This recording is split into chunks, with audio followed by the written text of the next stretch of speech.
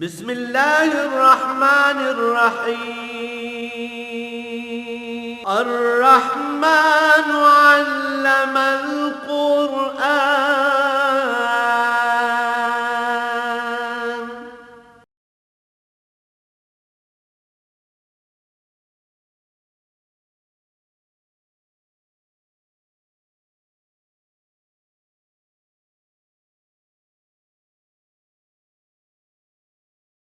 الحمد للہ رب العالمین والصلاة والسلام علی حبیبہ محمد وآلہ وصحبہ اجمعین۔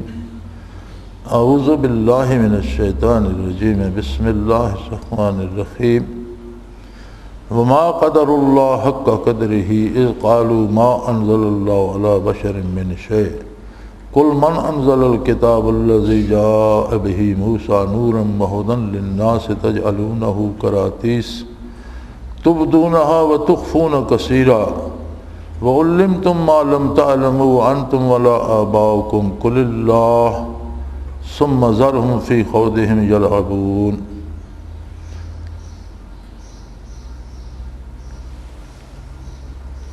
صدق اللہ العظیم۔ سادہ سا با محاورہ ترجمہ عرض کیے دیتا ہوں کہ جس طرح اللہ کی عظمت، شان اور اس کا اعزاز کیا جانا چاہیے، لوگوں نے اس چیز کو نہیں پہچانا اور جس عظمت کا وہ مستحق ہے اسے وہ عظمت نہیں دے رہے۔ ان هو الا ذکر للعالمین، یہ کتاب کیا ہے؟ سارے جہانوں کے لیے نصیحت اور رہنمائی کا سبب ہے۔ وما قدر اللہ حق قدر، اللہ جل شانہ کی قدر انہوں نے اس طرح نہیں کی جس طرح کی جانی چاہیے۔ اذ قالوا ما انزل اللہ علی بشر من شیء، جب انہوں نے یہ کہہ دیا کہ اللہ نے کسی انسان پر کوئی چیز، کوئی کتاب، کوئی وحی نہیں اتاری، تو نبی کی عظمت کا انکار دراصل عظمت الہی کا انکار ہے۔ یہ نبی کی نبوت کا انکار نہیں کر رہے، یہ اس کی عظمت کا انکار کر رہے ہیں جس نے نبی کو مبعوث فرمایا۔ ان سے یہ پوچھئے کہ جو کتاب موسیٰ علیہ السلام لائے تھے وہ کس نے اتاری؟ اس میں بھی ہدایت تھی لوگوں کے لیے اور وہ بھی سراپا نور تھی، روشنی تھی ظلمت کے مقابلے میں۔ اور ان لوگوں نے کیا کیا؟ تجعلونہ قراطیس، انہوں نے اس کی جلد بندی کر کے کتاب نہیں بنائی، الگ الگ صفحے رکھے، اور ان صفحے رکھنے سے یہ کرتے تھے کہ جو چیز نہ بتانا چاہتے وہ صفحہ نہیں نکالتے تھے۔ تخفون کثیرہ، بہت سی چیزیں چھپا لیتے تھے، جس صفحے میں ان کا ذکر ہے وہ نکالتے ہی نہیں تھے، اور تبدونہا، اور جو چاہتے تھے وہ ظاہر کر دیتے تھے، جو ان کے مطلب کی ہوتی تھی وہ صفحہ نکال لیتے تھے، چونکہ جلد بندی تو تھی نہیں، الگ الگ صفحے رکھے ہوتے تھے، تو جو چیز نہ بتانی ہوتی تھی وہ نہیں نکالتے تھے، جو ان کو پسند نہیں تھی، جو ان کے مزاج کے مطابق تھی وہ نکال لیتے تھے۔ یہ کتاب میں اللہ کا حکم ہے۔ وَعُلِّمْتُمْ مَا لَمْ تَعْلَمُوا، کتاب کی عظمت تو یہ ہے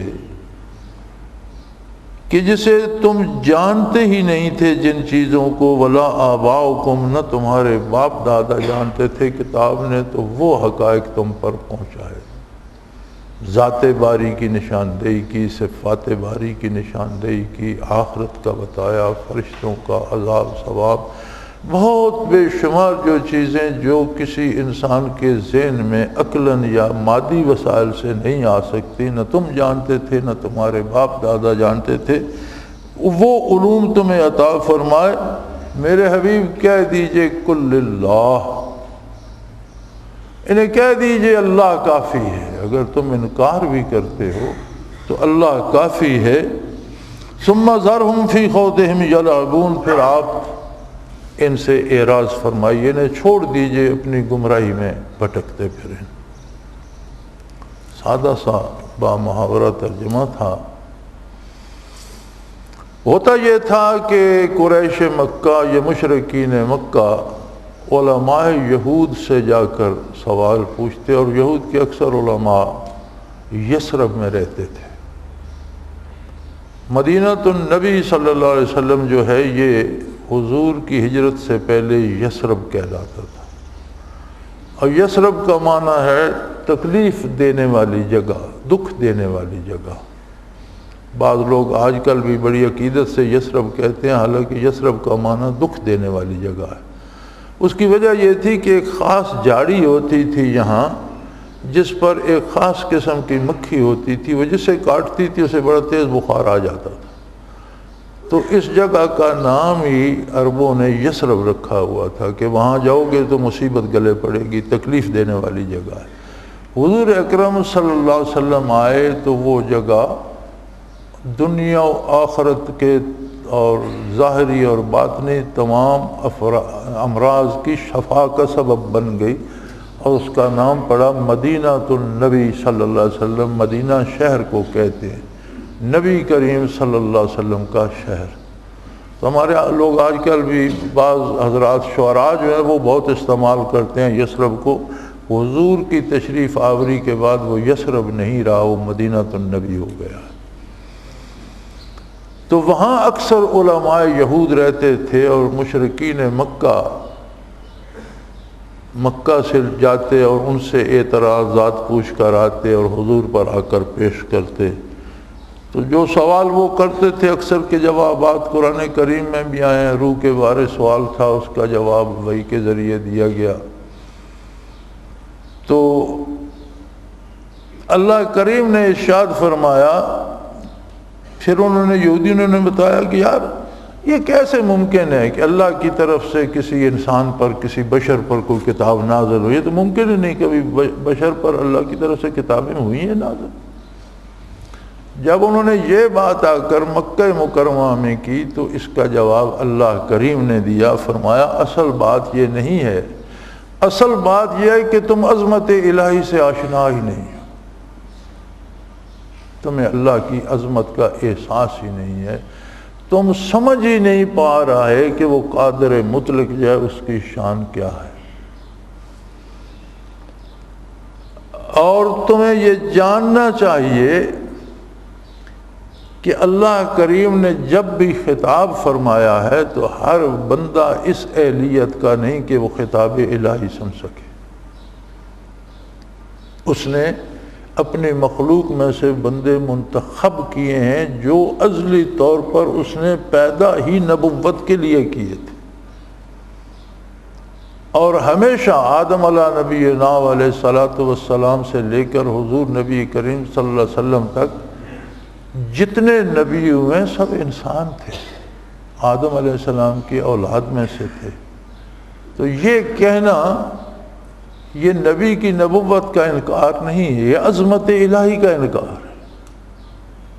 اور نبی علیہ الصلوۃ والسلام سے جتنے احکام ارشاد ہوئے ہیں، جتنی شریعت ہے، جو کرنے کا حکم دیا گیا ہے، جس سے روکا گیا ہے، یہ سارے احکام الہی ہیں، اللہ کی طرف سے اللہ کے رسول نے مخلوق کو بتائے ہیں۔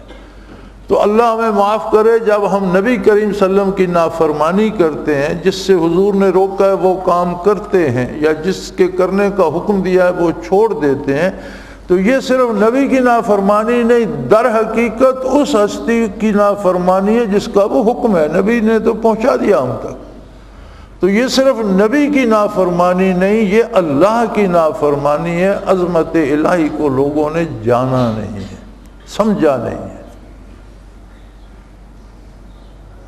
تو ارشاد فرمایا کہ یہ جو معترضین ہیں در حقیقت انہوں نے عظمت الہی کو سمجھا ہی نہیں، یہ عظمت الہی کا انکار کر رہے ہیں، کتاب کا انکار کر کے، آپ کی نبوت کا انکار کر کے۔ ذرا ان سے یہ پوچھئے کہ آخر یہود بھی تو یہ دعویٰ کرتے ہیں کہ ہم موسیٰ علیہ السلام کے پیروکار ہیں، اور اپنے پاس کتاب بھی رکھتے ہیں کہ ہمارے پاس آسمانی کتاب ہے، یہ موسیٰ علیہ السلام کو ملی تھی۔ تو اللہ نے فرمایا میرے حبیب ان سے یہ پوچھئے کیا موسیٰ علیہ السلام انسان نہیں تھے؟ پھر ان کو کتاب کیسے مل گئی کہ محمد الرسول اللہ صلی اللہ علیہ وسلم پہ نازل ہوتی ہے، تم کہتے ہو کسی بشر پہ کتاب نازل نہیں ہوئی؟ تو بشر تو موسیٰ علیہ السلام بھی تھے، ساتھ یہ دعویٰ بھی رکھتے ہو کہ ہمارے پاس آسمانی کتاب ہے، یہ موسیٰ علیہ السلام پر نازل ہوئی تھی، موسیٰ علیہ السلام کو دی گئی تھی۔ تو یہ کیسا تضاد ہے؟ ہمارے بعض نادان لوگ سمجھتے ہیں یہ بڑی عقیدت ہے، وہ کہتے ہیں نبی بشر نہیں ہوتا۔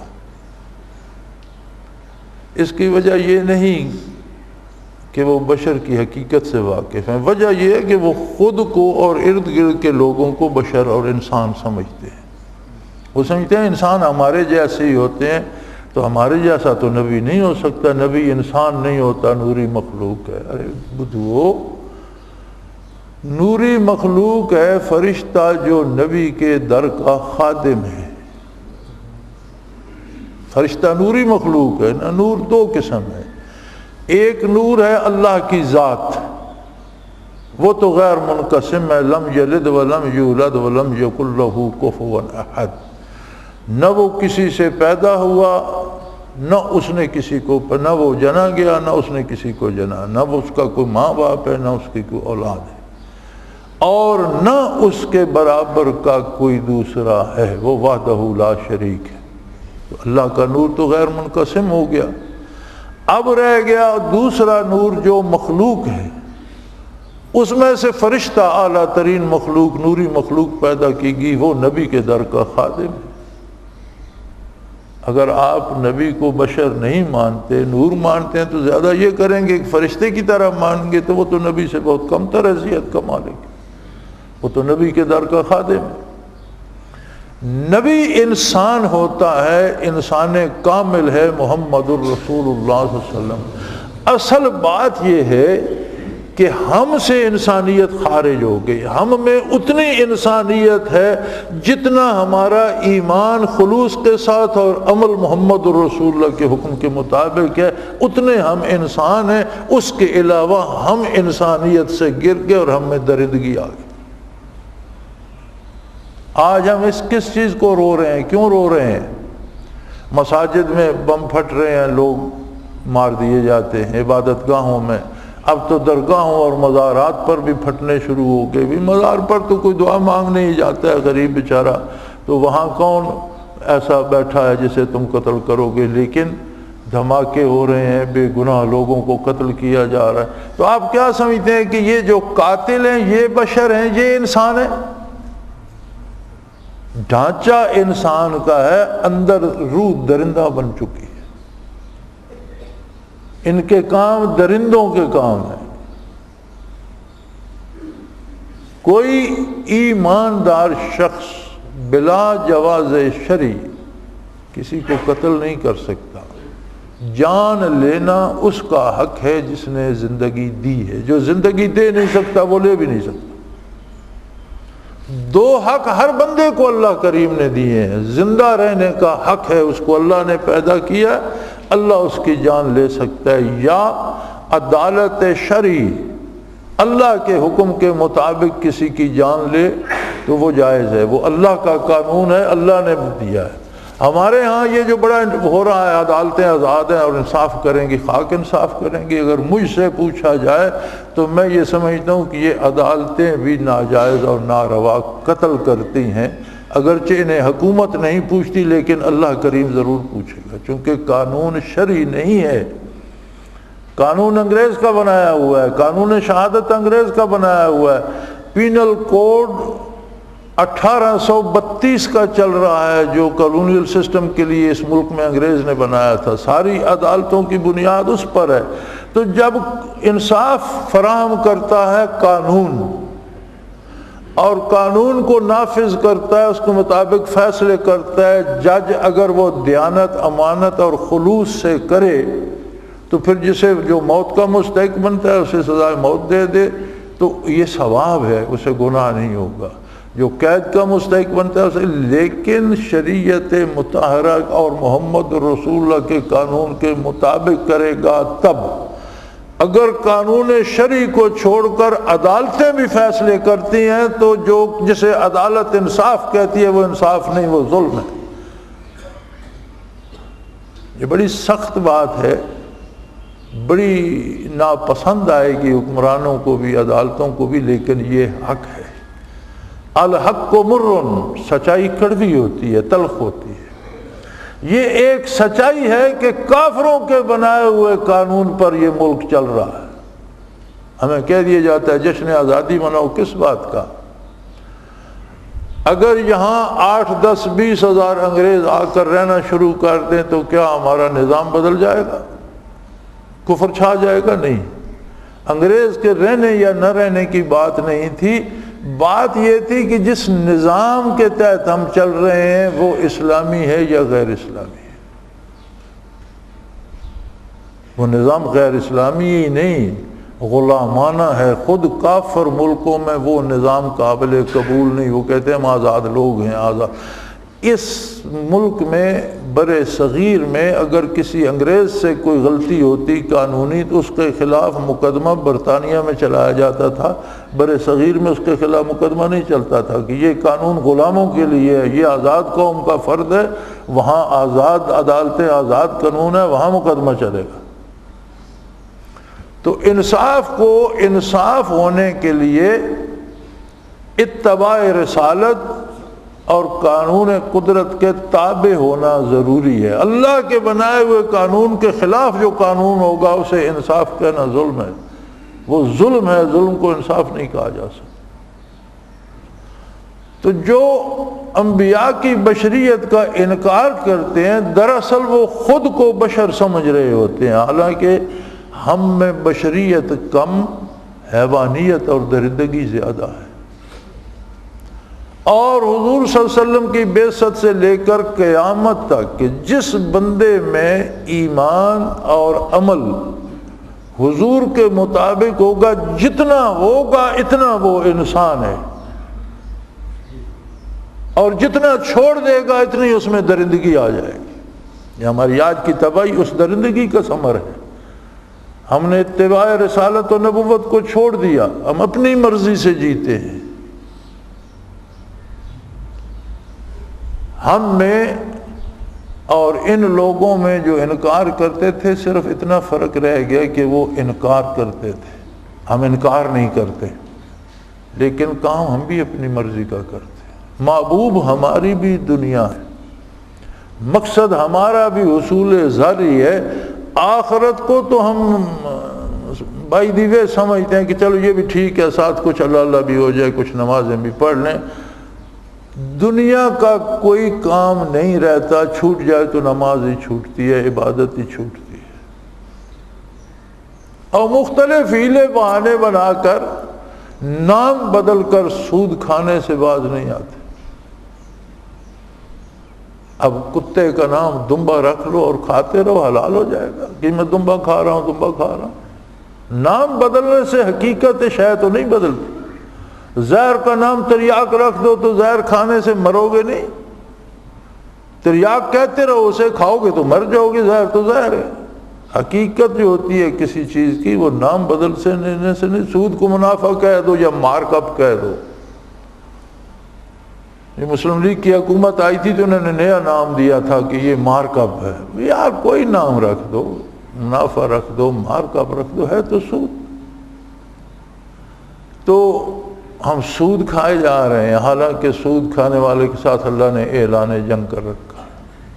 تو کتنی جرأت ہے کہ بندہ اللہ کا اعلان جنگ قبول کر لیتا ہے اور پھر اس کا ساتھ اصرار بھی ہے کہ میں انسان ہوں۔ نہیں بھائی، تم انسان نہیں ہو۔ انسان شرف انسانیت ہے محمد الرسول اللہ صلی اللہ علیہ وسلم۔ تم جتنے حضور کے تابع ہو اتنے انسان ہو۔ جہاں سے اتباع رسالت چھوٹا وہاں سے انسانیت چھوٹ گئی۔ مخلوق مکلف جو ہے، جس کا آخرت کو حساب ہوگا، جسے جزا و سزا ہوگی، وہ چار قسم پر۔ فرشتوں کا بھی حساب ہوگا، ان کی بھی جواب دہی ہوگی، تمہارے ذمہ کیا کام لگایا تھا، تم نے کیا کیا۔ اگرچہ وہ ہمیشہ اطاعت کرتے ہیں، نافرمانی نہیں کرتے، لیکن پھر بھی پوچھا جائے گا، مکلف مخلوق۔ دوسرے انسان، تیسرے جن، اور چوتھے شیطان۔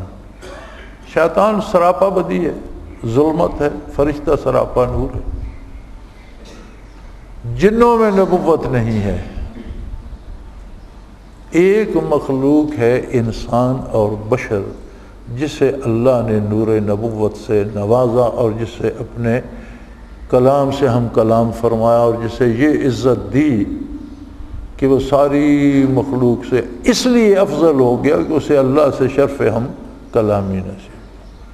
اللہ کے نبی کو براہ راست اللہ سے شرف ہم کلامی نصیب ہوا، اور ہم گناہ گاروں کو نبی کریم کے طفیل اللہ سے بات کرنے کی سعادت نصیب ہو گئی کہ حضور نے فرمایا کہ جو چاہتا ہے وہ اپنے رب سے باتیں کرے، فَلْيَقْرَأْ الْقُرْآنَ، وہ قرآن پڑھے، اللہ اس سے بات کر رہا ہوگا۔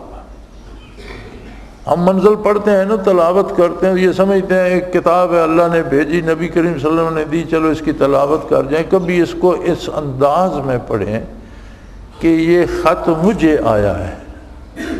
ہم سمجھتے ہیں یہ سب کے لیے ہے، درست ہے، لیکن جب ہم پڑھ رہے ہوتے ہیں تو ہمیں اس انداز سے پڑھنا چاہیے کہ اب جو بات ہو رہی ہے میرے ساتھ ہو رہی ہے، اللہ مجھے مخاطب کر کے کہہ رہا ہے یہ کرو یہ نہ کرو، یہ مانو یہ نہ مانو، یہاں جاؤ یہاں نہ۔ پھر آپ کو پتہ چلے گا کہ کتنا مزہ آتا ہے قرآن پڑھنے میں اور کس طرح اللہ سے بات کی جاتی ہے۔ تو یہ عزت ہے عالم بشریت کی۔ بشر تو وہ ہے جس کا وجود اقدس وہاں تشریف لے گیا جہاں فرشتے نوری مخلوق جانے سے جل جاتے تھے۔ سدرۃ المنتہا حد ہو گئی، جبرائیل امین کھڑے ہو گئے شب معراج۔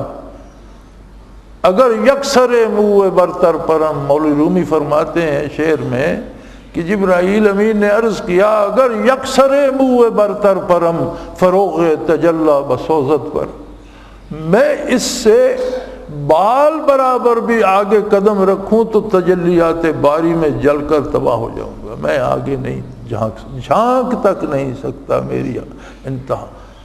نبی کریم صلی اللہ علیہ وسلم تو اسے وجود باجود سے تشریف لے گئے آگے، جہاں تک رب نے چاہا۔ کون جانتا ہے کہاں گئے؟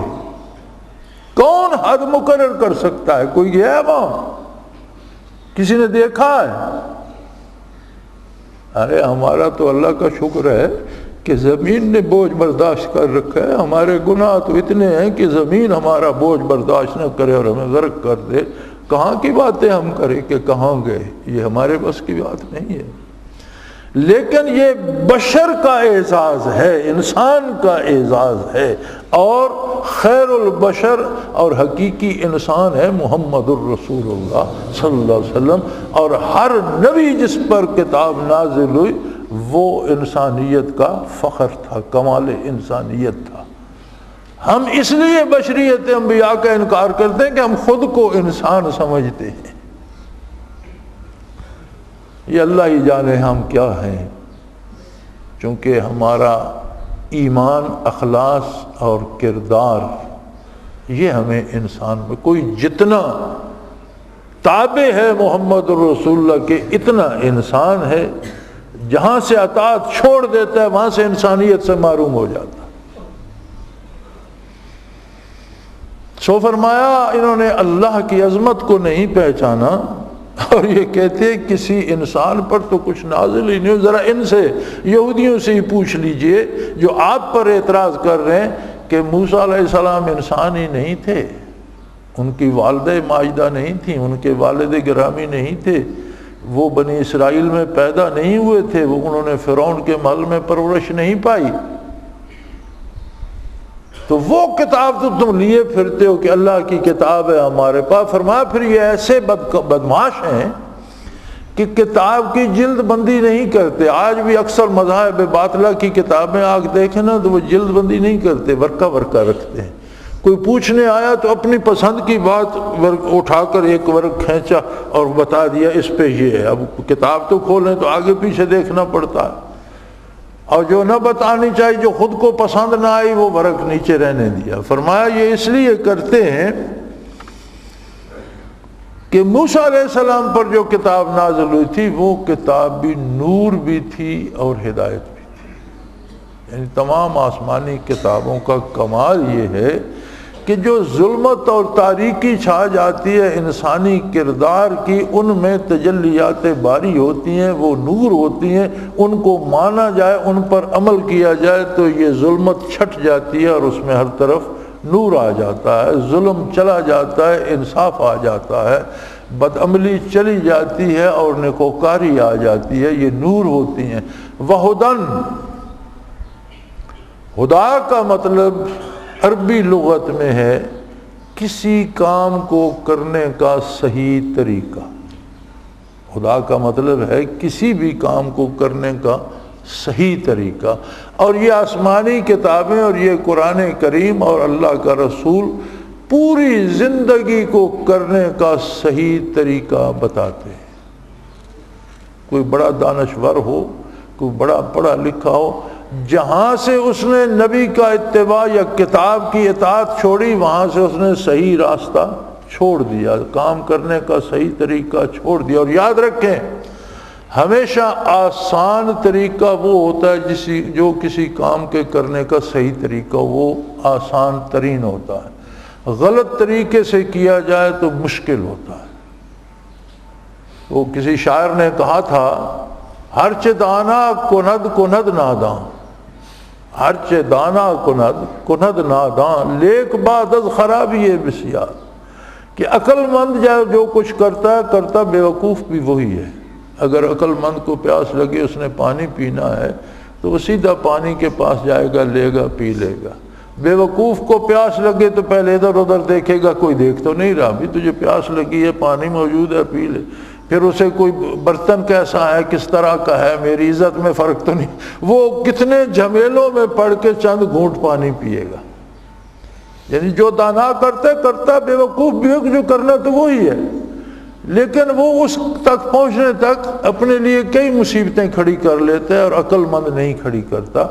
تو جو لوگ غلط کرتے ہیں، غیر شرعی طریقوں سے روزی کماتے ہیں، تو وہ بھی آخر اپنا لباس، اپنا پیٹ ہی بھرتے ہیں. لیکن جو شرعی طریقے سے کماتے ہیں انہیں نور ایمان بھی نصیب ہوتا ہے، توفیق عمل بھی نصیب ہوتی ہے اور سکون بھی نصیب ہوتا ہے.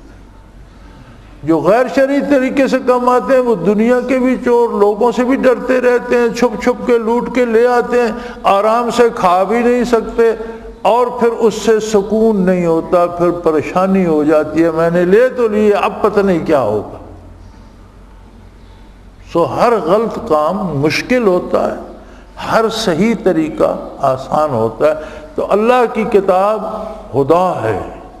موسیٰ علیہ السلام پر جو کتاب نازل ہوئی وہ بھی کتاب ہدا تھی کہ زندگی کے ہر کام کو کرنے کا صحیح طریقہ بتاتی تھی.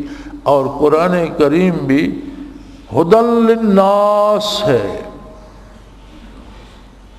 اولاد آدم کے لیے، تمام انسانیت کے لیے کام کو کرنے کا صحیح طریقہ ہے. یہاں ایک بڑا دلچسپ سا سوال پیدا ہوتا ہے. ہمارا سو کال پڑھا لکھا طبقہ جو ہے، ہمارے ہاں ایک مصیبت اور بھی ہے. علم کی جو تعریف نبی علیہ الصلوۃ والسلام نے فرمائی وہ کچھ اس طرح سے ہے. حضور نے فرمایا العلم علمان. العلم یعنی حقیقی علم جو ہے، the knowledge جسے کہا جاتا ہے، اس کے دو حصے ہیں. العلم علمان، علم کے دو حصے ہیں، علم الادیان و علم الابدان. علم عقائد، اخلاقیات، ایمانیات، کردار کے بارے، علم الادیان، دینوں کا علم، یہ پہلا حصہ ہے. اور دوسرا حصہ ہے علم الابدان، وجود کے بارے علم، میڈیکل سائنس، دوسری سائنس، انسانی ضروریات پوری کرنے کے علم، روزی کمانے کا علم، کھانے کے سلیقے، کھانا بنانے کے، جتنا بھی بدن کی ضروریات کے بارے تو اس کا مطلب ہے پورا علم اس کے پاس ہوگا جو دین کو بھی جانتا ہو اور دنیاوی علوم حاصل کرے۔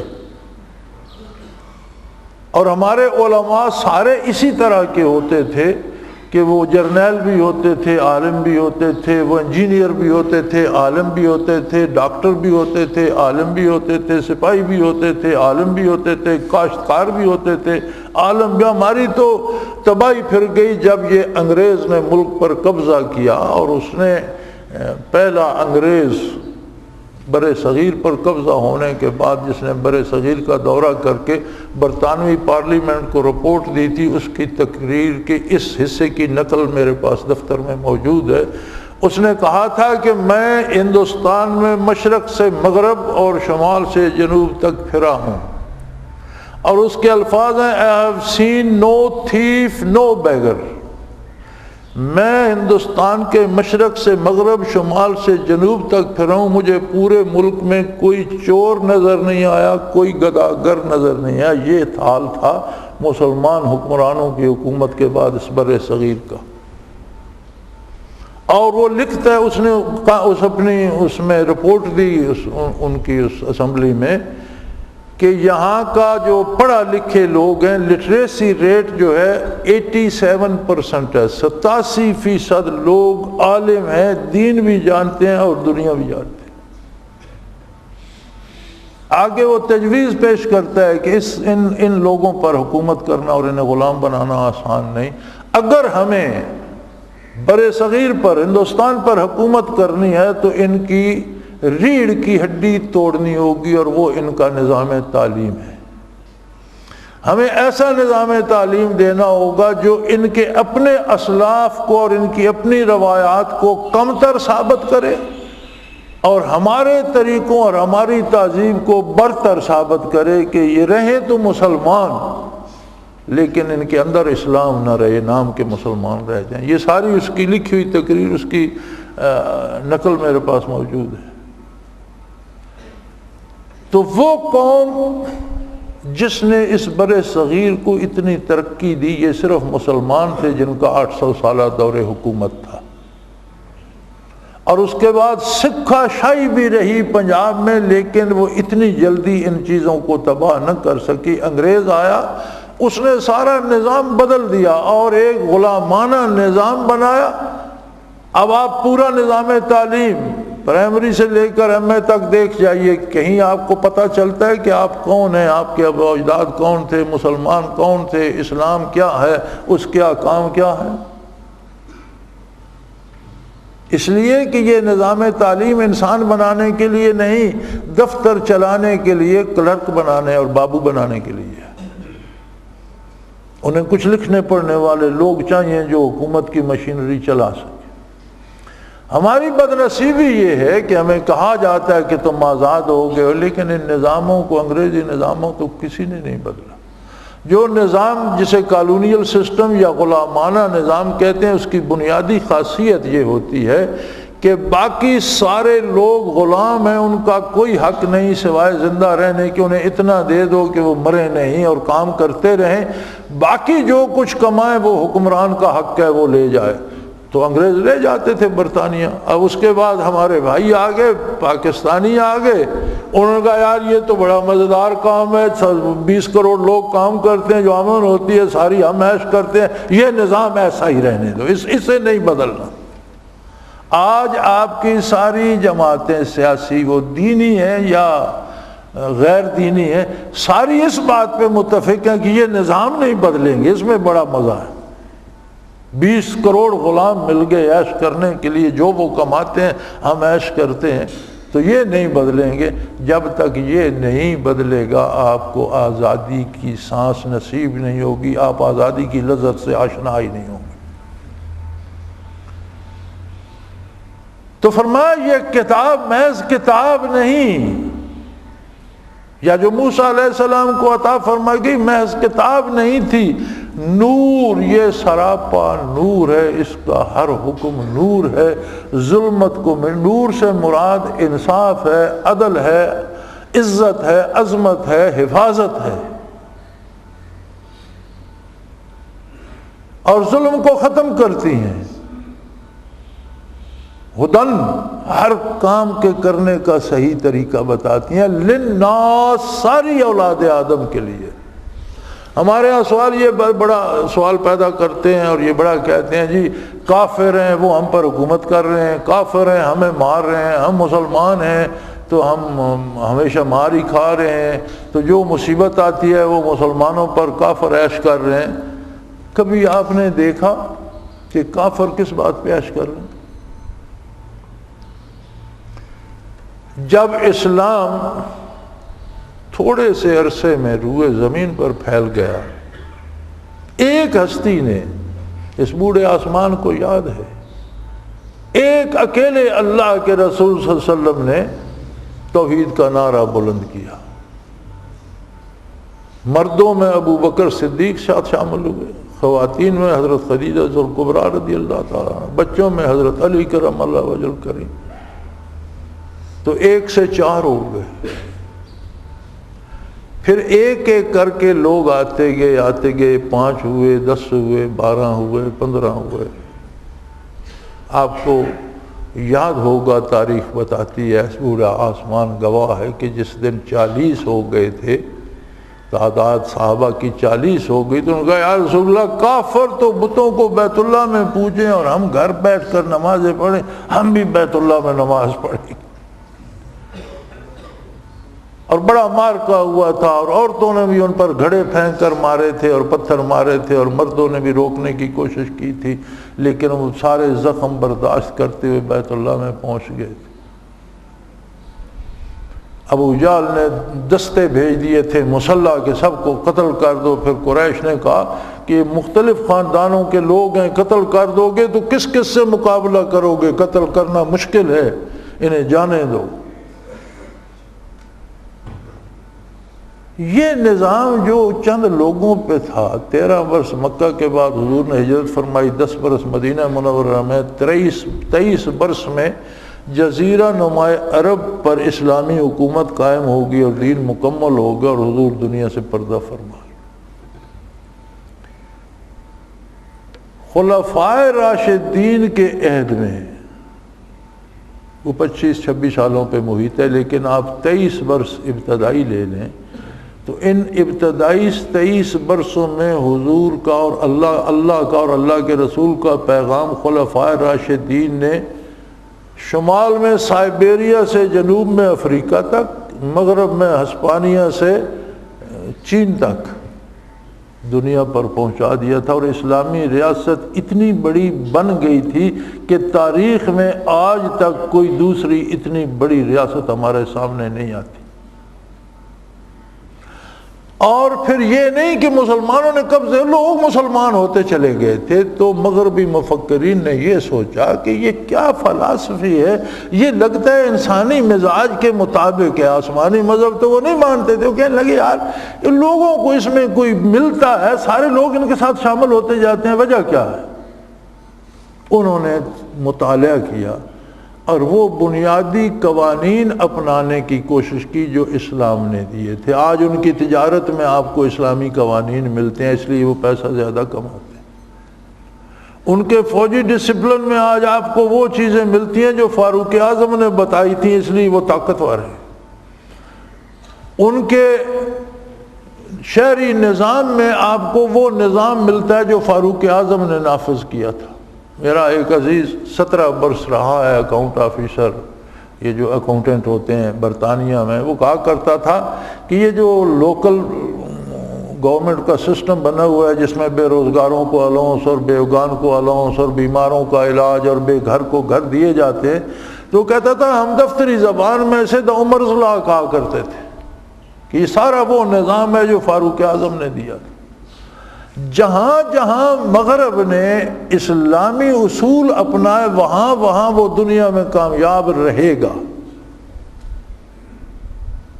اس لیے کہ آپ ایمان نہیں ہے تو ان اصولوں کا فائدہ اسے آخرت میں نہیں ہوگا۔ آپ کسی کافر کو بھی اچھی دوا دیں، اس کی دنیاوی صحت ٹھیک ہوگی، عقیدہ ٹھیک ہو یا نہ ہو۔ کافر کو بھی اچھی غذا دیں، اس کی صحت ٹھیک ہو جائے گی، اس کا اثر ٹھنڈا پانی دیں، اس کی پیاس بھی بجھ جائے گی۔ اس اثر میں مومن و کافر دنیاوی اثر میں برابر ہیں۔ ہاں، مومن ٹھنڈا پانی پی کر الحمدللہ کہے گا تو اس کی پیاس بھی بجھے گی، آخرت میں بھی اجر ملے گا۔ تو دنیاوی اثر جو ہے وہ کافر کو بھی ملتا ہے۔ لہذا آپ آج مطالعہ کر لیں، برطانیہ سے آپ نے ایک کوٹ خریدا، قمیض خریدی، جوتا خریدا، انہوں نے لگائے ہوتے ہیں نمائش پر دیکھنے کے لیے۔ آپ کہہ دیں مجھے یہ جوتا چاہیے، اندر سے پیک نکال دیتے ہیں، یہ لے جاؤ۔ آپ نے پیکٹ جا کے گھر کھولا تو اس میں تو کوئی نقص ہے، کہیں کٹ لگا ہوا ہے یا کوئی سلائی ٹھیک نہیں ہے، تو آپ فون کریں گے بھئی میں نے آپ سے جوتا خریدا، یہ میری رسید کا نمبر ہے، تو وہ تو خراب ہے۔ اب یہ ان کی ذمہ داری ہے، اپنی گاڑی بھیجیں گے، اپنا بندہ بھیجیں گے، دوسرا جوتا بھیجیں گے، وہ آپ کو صحیح جوتا دے جائے گا، وہ خراب والا واپس لے جائے گا۔ ہمارا اصول کیا ہے؟ دکان سے چیز خریدو، وہ رسید کاٹ کے دیتے ہیں، پیچھے لکھا ہوتا ہے خریدی ہوئی چیز واپس نہیں ہوگی۔ تو پھر کون تکڑا ہوگا؟ اچھا، کہیں کہیں انہوں نے اسلام کا اصول نہیں اپنایا، مثلا انہوں نے معیشت میں نہیں اپنایا، ان کی معیشت سودی ہے، اسلام سود سے منع کرتا ہے۔ آج سارا مغرب سر جوڑ کے بیٹھا ہے کہ ہم اس سود کو بند کر کے زکوٰۃ کے نظام کی طرز پر کوئی نظام رائج کریں، اس لیے کہ اس سود میں امیر امیر تری ہو گیا اور غریب غریب تری ہو گیا۔ آج میں نے اپنی آنکھوں سے برطانیہ کی سڑکوں پر اور برطانیہ کے پلوں کے نیچے غریبوں کو سردیاں بسر کرتے دیکھا ہے۔ میں نے نیو یارک کی آدھی آبادی کو، بلکہ 62% آبادی ان کے اعداد کے مطابق وہ تھی جو فٹ پاتھوں پہ رات گزارتی ہے۔ امیر امیر تر ہو گیا، غریب غریب تر ہو گیا۔ مرد عورت کے تعلقات میں انہوں نے اسلامی قانون کو نہیں اپنایا۔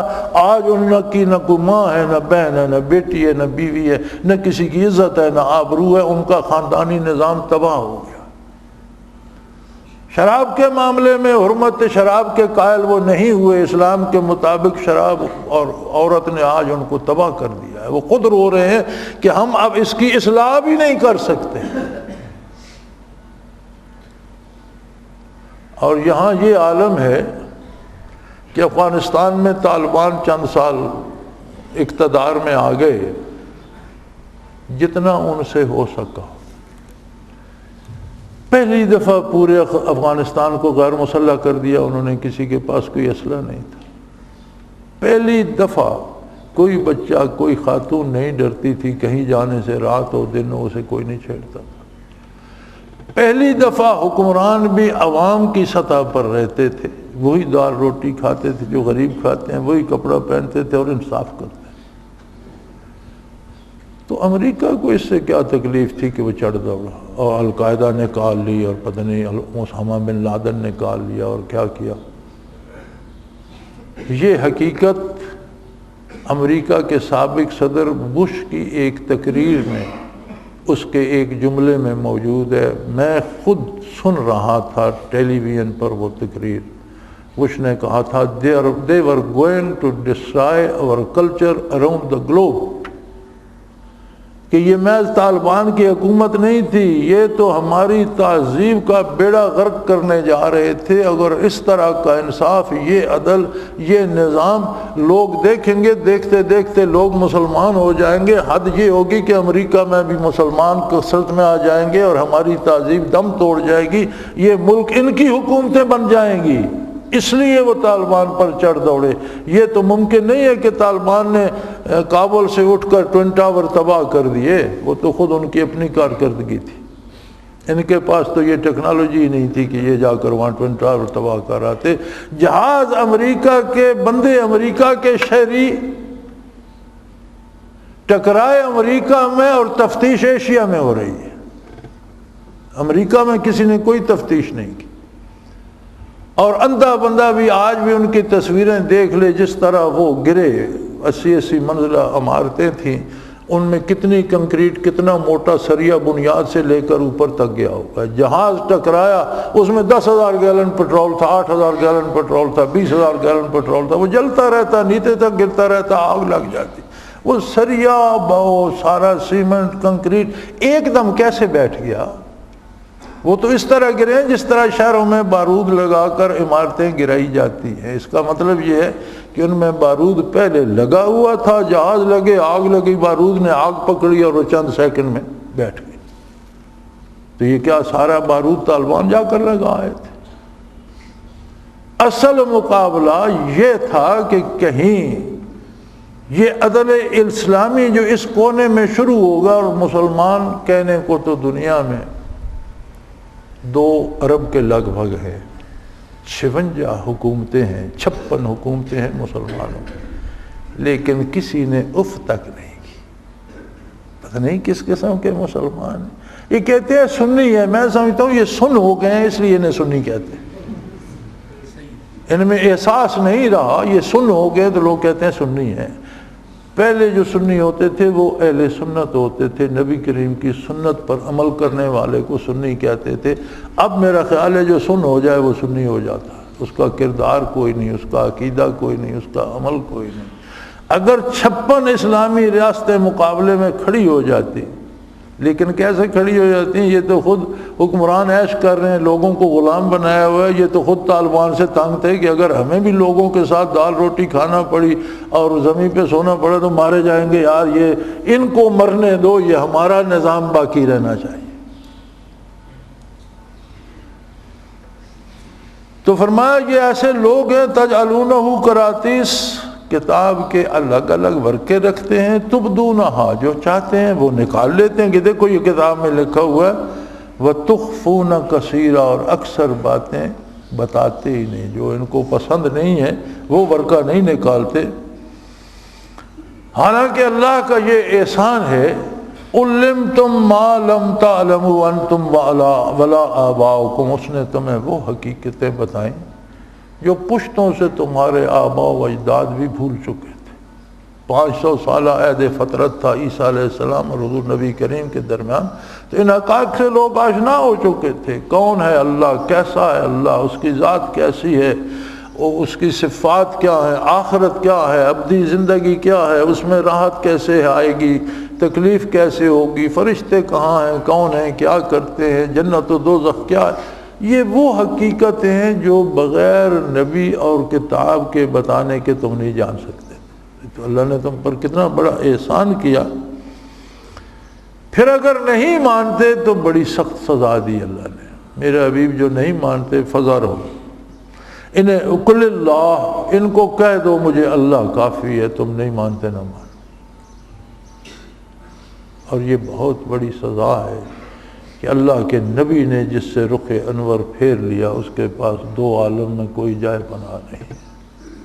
ہمیں سوچتے وقت، کام کرتے وقت یہ دیکھنا چاہیے جو میں کر رہا ہوں کہیں اس سے آقا خفا تو نہیں ہو جائیں گے، رخ انور پھیر تو نہیں لیں گے۔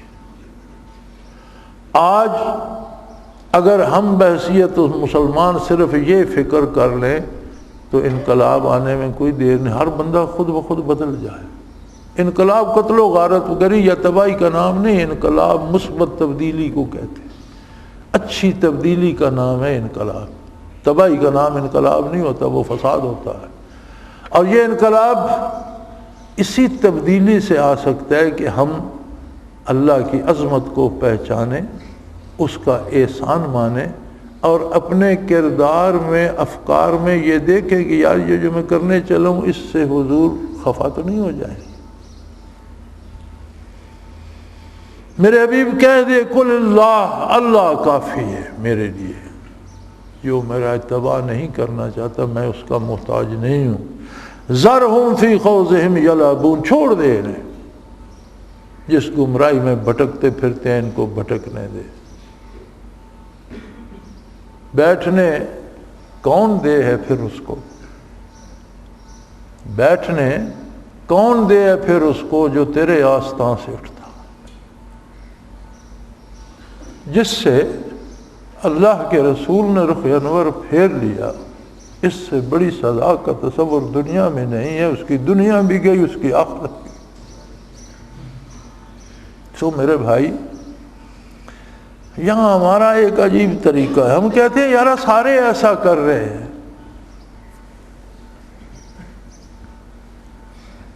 اگر سارے حضور کو ناراض کر رہے ہیں تو ہم بھی کر دیں. یہ بھی کوئی دلیل ہے؟ یا بہت سے لوگ حضور کو ناراض کر رہے ہیں تو اسے دلیل بنا کر ہم بھی کر دیں تو پھر ہم کہاں جائیں گے؟ سادہ سی چھوٹی سی بات ہے. ہاں اللہ سمجھ دے, خلوص دے, سمجھ میں آ جائے تو بات تو چھوٹی سی ہے. ہماری دنیا ہمیں نہیں چھوڑتی. اس لیے نہیں چھوڑتی کہ ہم اسے نہیں چھوڑنا چاہتے. ہم دنیاوی لذات کے عادی ہو گئے. اخروی لذات کی ہمیں خبر نہیں, ہم سننا ہی نہیں چاہتے. مسجد میں جاؤ, جمعہ ہوتا ہے اس لیے کہ لوگوں کو ایمانیات, اخلاقیات, اعمال کی خبر دی جائے. ہمارے جمعے سیاست کی نظر ہو جاتے ہیں.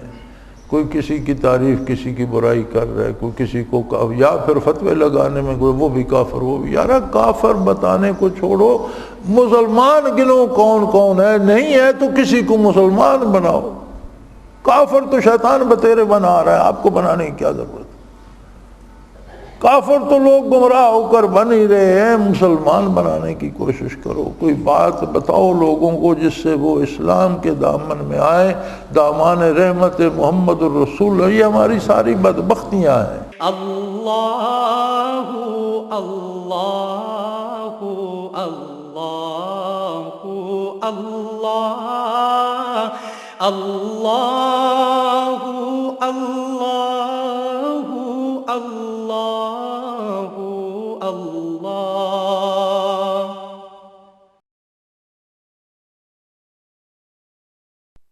حضرت امیر محمد اکرم آوان مد ذلہ العالی دارالعرفان منارہ ضلع چکوال میں سالہ سال سے قرآن و حدیث کے اوپر خطابات کر رہے ہیں اور سلسلہ نقشبندیہ اویسیہ کے مطابق لوگوں کو ذکر الہی کی تربیت دے رہے ہیں.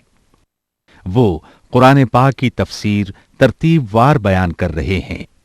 تفسیر قرآن کو وہ موجودہ ملکی اور بین الاقوامی حالات کے مطابق بیان کرتے ہیں. موٹر وے سے کلر کہار کے انٹرچینج سے نکلتے ہوئے, کلر کہار کی جھیل سے ہوتے ہوئے میانی, بوچھال اور نور پور سے گزرتے ہوئے دارالعرفان منارہ پہنچ سکتے ہیں. حضرت امیر محمد اکرم آوان نے بچیوں اور بچوں کی دینی اور دنیاوی تعلیم کے لیے سقارہ اکیڈمی کے نام سے ایک درسگاہ بھی قائم کی ہے, جس کا افتتاح ملک پاکستان کے صدر جنرل محمد ضیاء الحق نے اپنے دست مبارک سے کیا تھا. وہ تمام احباب جو اسلام کی طلب رکھتے ہیں ان سے گزارش ہے کہ دارالعرفان منارہ ضلع چکوال میں امیر محمد اکرم آوان صاحب کے خطابات سے مستفید ہوں. وہ ہر جمعے کو نماز سے پہلے بیان فرماتے ہیں. ہر ماہ کی پہلی اتوار کو ماہانہ اجتماع ہوتا ہے جس میں آپ خصوصی خطاب فرماتے ہیں اور پاکستان کے چاروں صوبوں سے احباب اس اجتماع میں شرکت کرتے ہیں. اس کے علاوہ یہاں سال میں 2 مرکزی اجتماعات بھی ہوتے ہیں. ایک رمضان المبارک میں اعتکاف کا اجتماع اور دوسرا جولائی اور اگست میں 40 دن کا اجتماع ہوتا ہے جس میں روحانی تربیت کی جاتی ہے. اپنا خون سیماب دے کر اتنا ہم کر جائیں گے, نام آقا کا چمن میں پھر رقم کر جائیں گے.